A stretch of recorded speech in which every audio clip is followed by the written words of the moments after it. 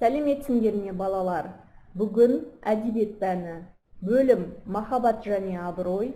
Сабақтың тақырыбы Міржақып Дулатұлы «Бақытсыз жамал» романы. Оқу мақсаты: көркем шығармадағы образ, көркем шығармадағы кейіпкерлерді сомдауда тура және жанама мінездеулерді жіктеу. Бағалау критерийлері: кейіпкерлерді сомдауда тура және жанама мінездеулерді жіктейді, шығармашылық жұмыс жасайды. Балалар, сабағымызды бастамас бұрын өткен сабақты еске түсіру мақсатында миға шабуыл әдісі арқылы мына сұрақтарға жауап берейік. Қазақтың тұңғыш романы. Романдағы Жұманның әкесі. Байжанның мінезі қандай? Шығармадағы салт дәстүр. Жамал мен Ғалидің қашып барған үйі. Жамалдың әкесі. Жұманды ауылда қалай атайды? Жамалдың руы. Жамалдың сүйген жары. Екі жастың қашып кетуіне кім көмектесті? Жарайсыңдар балалар, сұрақтарға дұрыс жауап берді деген ойдамын.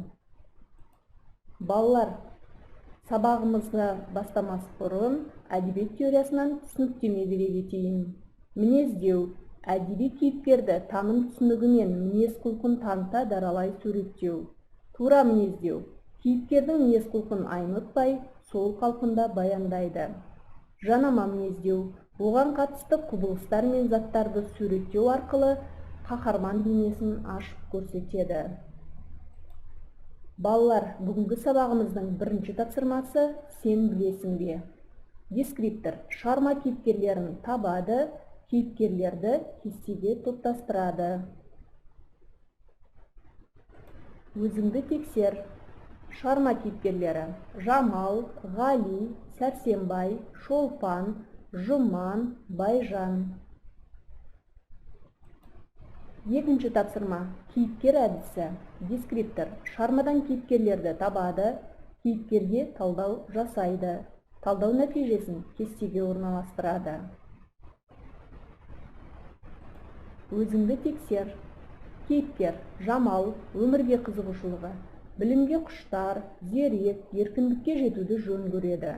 Махаббатына берік, жанашыр. Қазақ қыздарының басындағы қайғының халін ұғына білген, өз тағдырына араша түсуге дайын кейіпкер. Ғали: медресе бітірген, оқыған, мұғалім болып қызмет атқарған, өнерге жақын, сырт келбетіне ақылы сай, мәдениетті, жанашыр. Сүйген үшін жанын құрбан етуге дайын кейіпкер. Байжан: ескі салттың адамы, барымташы, жалақор, сөзін сөйлер тобы бар, құбылмалы, қатыгез кейіпкер. Жарайсыңдар балалар, тапсырманы кестеге дұрыс орналастырды деген ойдамын. Балалар, келесі үшінші тапсырма. Дескриптор шығармадағы кейіпкер образын екі бағытта талдап жазады. Кейіпкерге сипаттама береді, өз көзқарасын білдіреді. Кесте: дұрыс істері кейіпкердің және кейіпкердің бұрыс істері. Өзіңді тексер. Кейіпкер Сәрсенбай деп алдық. Дұрыс істері Сәрсенбайдың: Жамалды оқытуы, тәрбиелеуі, дұрыс бағыт беруі, сауаттылығын арттыруы, хаттануға ынталандыруы, оқу мен өнерге баулуға жағдай жасауы — бұл кейіпкеріміздің дұрыс істері. Ал Сәрсенбай, яғни кейіпкеріміздің бұрыс істері: билікке құмарлығы, мансапқорлығы, Жамалды Жұманға беруі, қыз тағдырын ойламауы, жарының сөзіне құлақ аспауы. Жарайсыңдар балалар, тапсырманы дұрыс орындады деген ойдамын. Балалар, келесі төртінші тапсырма. Дескриптор үзіндіден кейіпкер бейнесінің тура және жанама мінездеуге сәйкестігін анықтайды.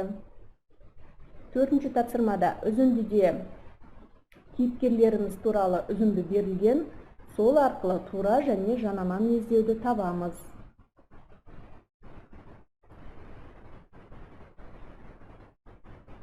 Жарайсыңдар балалар, тапсырманы дұрыс орындады деген ойдамын. Балалар, сабағымыздың соңында сіз білдіңіз, шығармадағы кейіпкер бейнесін талдай білуді, сіз меңгердіңіз, Көркем шығармадағы кейіпкерлерді сомдауда тура және жанама мінездеулерді жіктеуді. Үйге тапсырма. Эссе. Жамал мен Ғали әділетсіз қоғамның құрбандары. Дескриптор. Эссе құрылымын сақтайды, тақырып бойынша эссе жазады. Балалар, бүгінгі сабағымыздан алған әсерлерің туралы аяқталмаған сөйлем әдісі арқылы өз ойларыңмен бөліссеңдер. Жақсы балалар, келесі сабақта кездескенше сау болыңдар.